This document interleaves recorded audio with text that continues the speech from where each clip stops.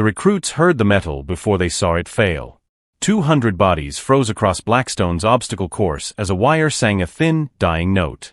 Captain Rodriguez's voice carried like a rifle crack. Hold positions, safety protocol Delta 9, yet the sound grew into a grinding shriek that promised collapse. A broom squeaked by the fence line like a metronome. The janitor, 5'3" in a faded blue boiler suit and chewed-up canvas sneakers, kept walking.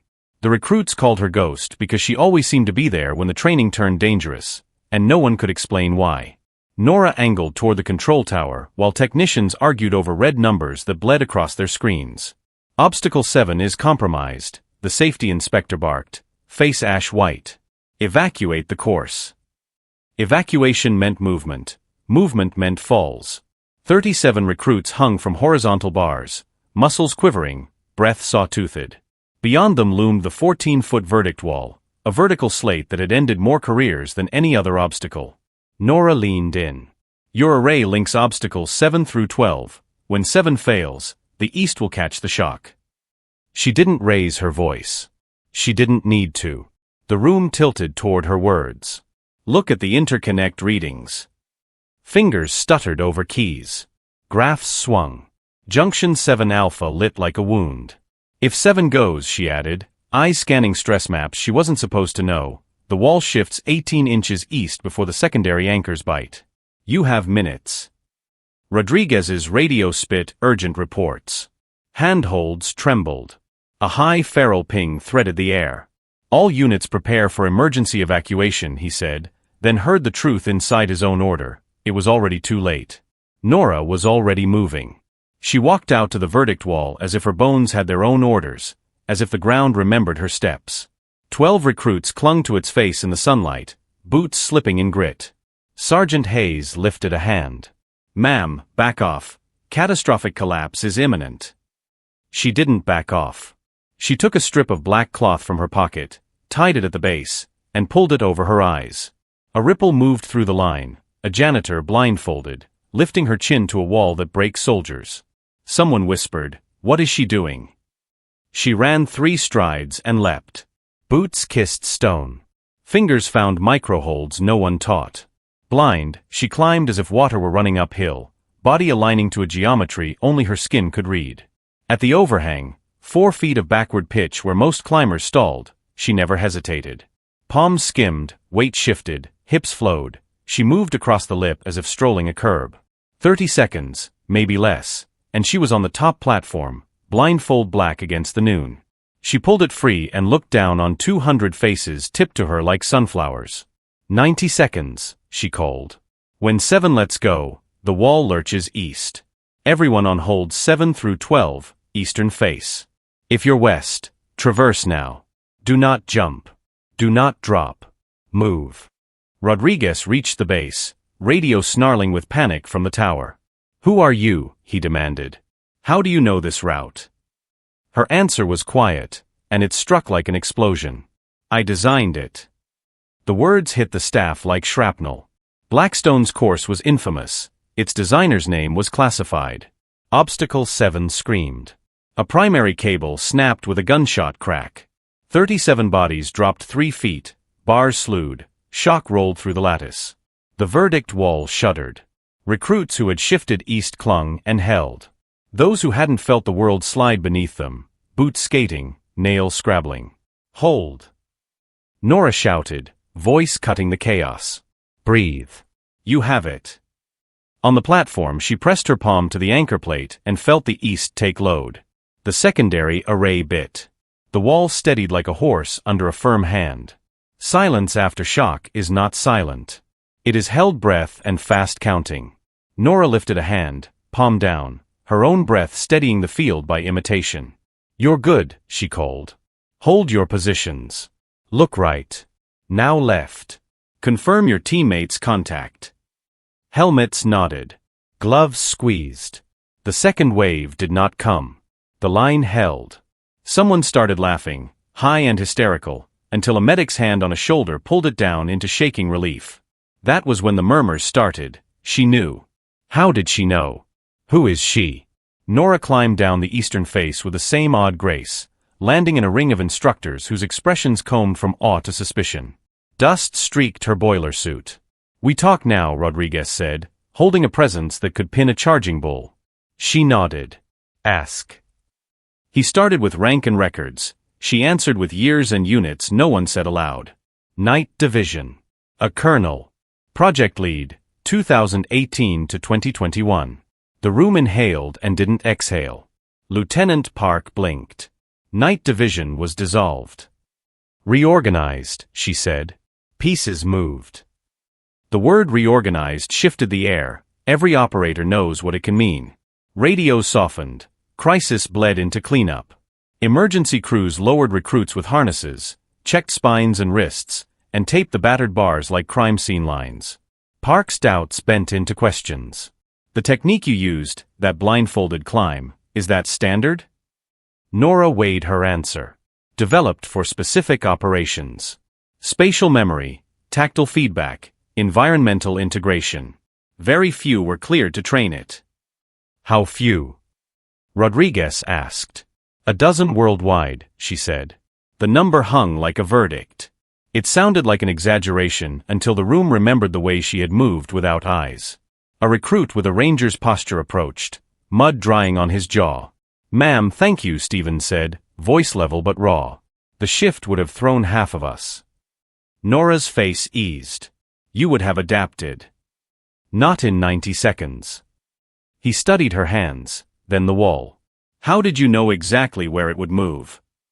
"I built the stress models," she said simply.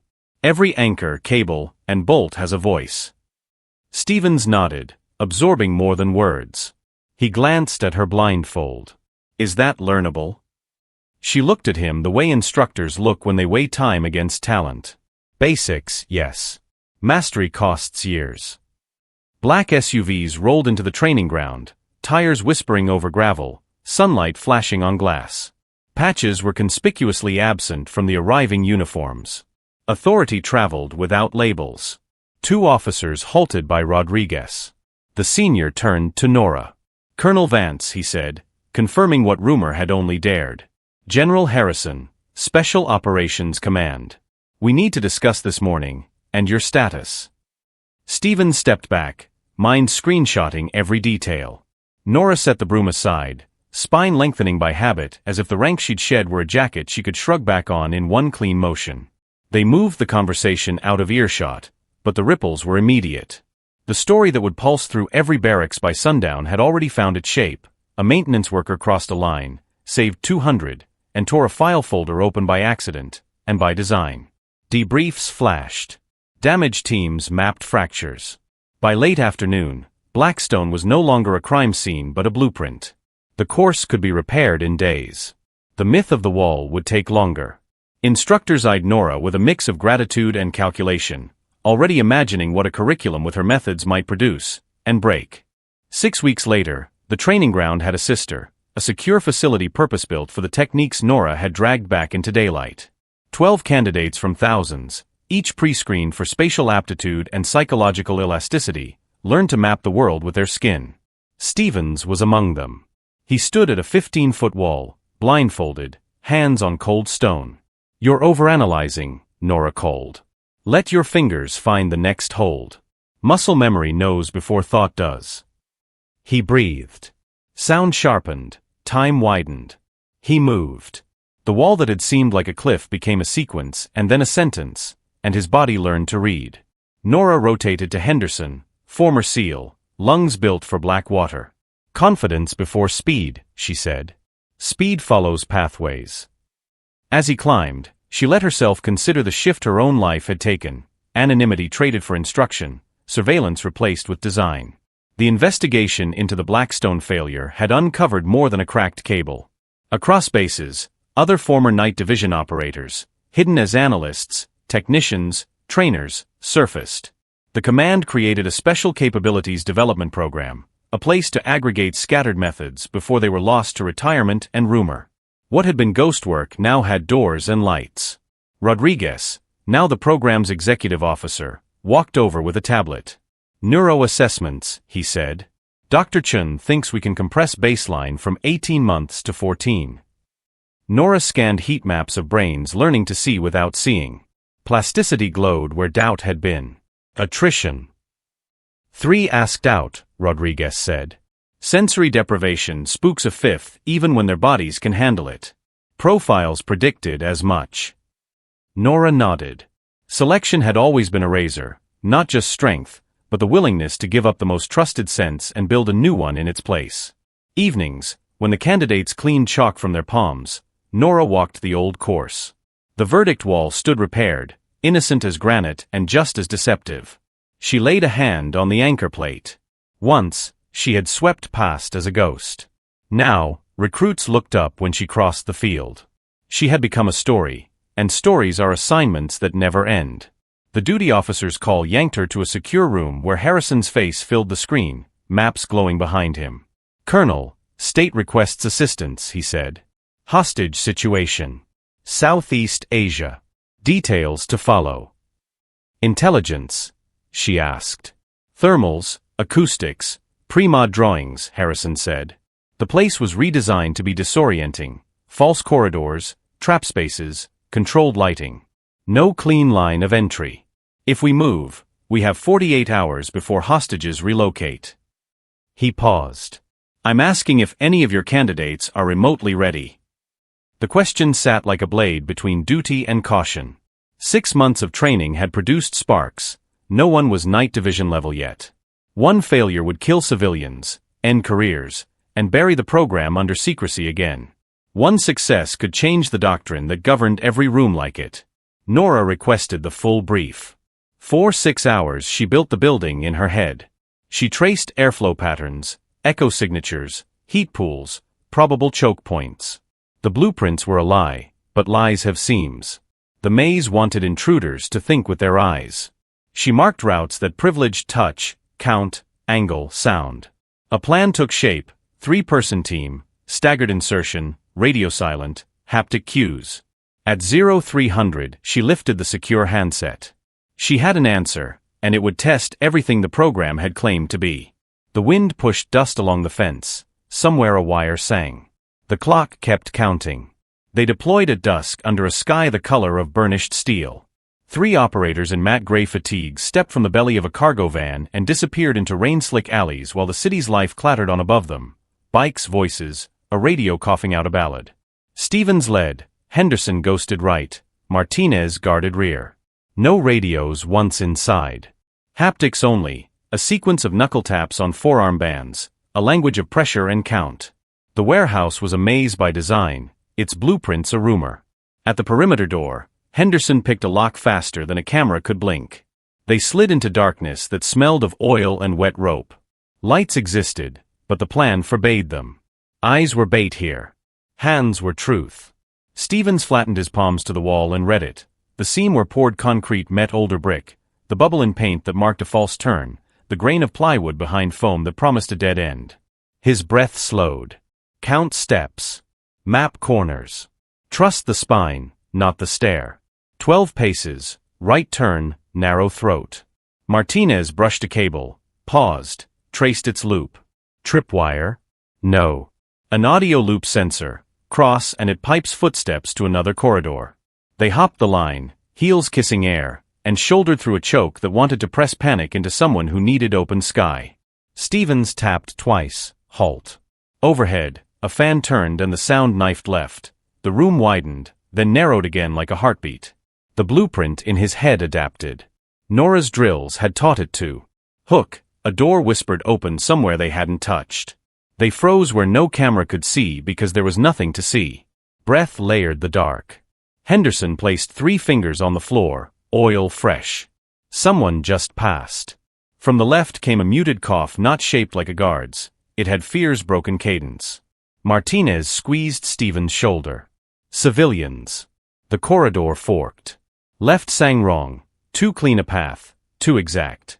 Right stank of solvents and rust. They went right. The walls stood colder here. Cold meant exterior adjacency, which meant fewer escapes. A catwalk materialized under their boots, its grating humming back their footfalls. Below, a knitting of corridors with paper walls, a theater built to trap. Henderson knelt at a junction box and worked by memory, killing the cameras on a 5-minute loop they'd identified from thermal rhythms. 5 minutes was forever if you owned it. They moved. Hook, a single human whisper help, threaded up through the grate barely air. They dropped through a service hatch, knees bending, and flowed toward the sound. 5 doors. 4 dead. Behind the 5th, a smell of fear and taped mouths, and the soft scrape of a chair leg nudged by a reflex someone couldn't suppress. Stevens palmed the hinge bolts, felt heat, recent friction. He rapped the sequence. Inside, a woman's inhale caught and held, believing in the code she didn't know. He counted, lifted, and the door came like a page peeled from a book. 6 civilians, wrists bound, eyes wide. Henderson cut tape, Martinez checked pulses, Stevens mapped the route back through his skull. No alarms. Yet.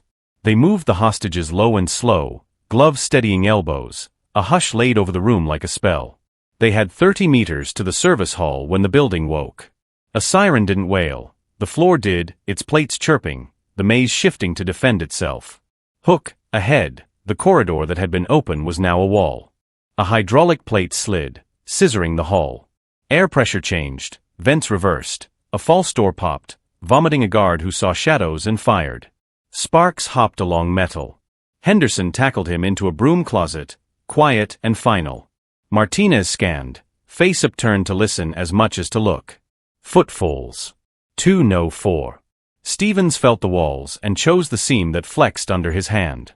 This way, he mouthed, unneeded in the dark, and led them into a shaft that any sane person would have called a dead end. They climbed. Not a ladder, shelving in braces and the muscle memory of moving when the world denies you grips. Nora's voice lived behind their ribs. Trust the pattern, not the picture. A grate surrendered to Henderson's knife, and the air grew cooler with night. Roof. Rain. They crossed to the shadow of a billboard, bodies low. The van's engine thrummed 2 blocks away like a promise. Then a flare hissed to life on the street below, and shouts licked up the walls. Hook, their exit route blossomed with flashlights. Stevens chose the only wrong-looking path, down into the building again, through a skylight half-painted for deception. Back inside, but now above the maze, they could read its grammar. Corridors aligned with unseen ducts, false rooms created echo pools. He set a pace that matched the patrol's footfalls, surfing their rhythm, letting gaps open like doors. Twice they flattened against old brick while guards walked past close enough to share breath. The hostages shook and did not make a sound that mattered.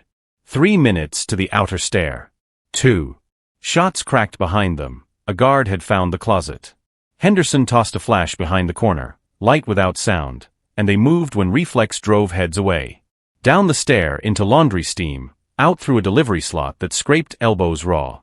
The van's door yawned. Bodies piled soft. Henderson slammed metal. Martinez took the wheel. Silence. Then 6 voices trying to be brave broke into sobs that were permission to live. They were back on base by dawn. Debriefing came with bad coffee and a wave of adrenaline hangovers. It worked, Harrison said simply. It worked, Rodriguez echoed, eyes on Nora. We were lucky, she said. Luck favors rehearsed maps. Hook, what if we scale it? Harrison asked. What if we build an entire doctrine? In the weeks that followed, resources arrived as if the program had spent years starving. Facilities multiplied. Candidates doubled, then tripled. Dr. Chen's lab hummed.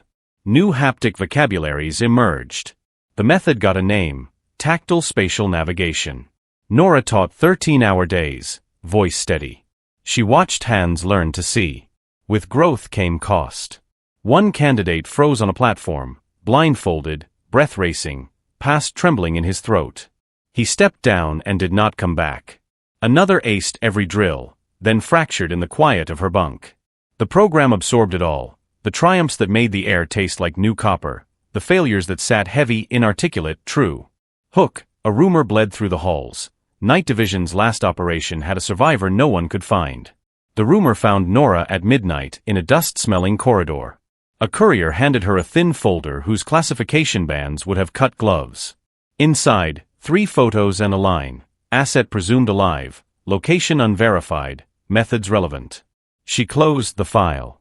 She understood the bait and the responsibility layered in its grain. The next morning she said nothing about the folder and everything about feedback loops and cognitive maps, about how to listen with your skin. Stevens progressed like he was building a second nervous system. Henderson refined his calm. Martinez learned to lead without needing credit. On a Friday, Nora watched them clear a structure she had designed to lie. They didn't believe it. They read it. Hook, the call about the rumor came not from Harrison, but from a voice whose name the phone refused to show. Colonel Vance, it said, tone dry as an old file. Your methods are required. Asset extraction. Coordinates incoming. She looked at Rodriguez. He only nodded. The op was sanctioned and deniable and personal. The site was a derelict hospital scheduled for demolition.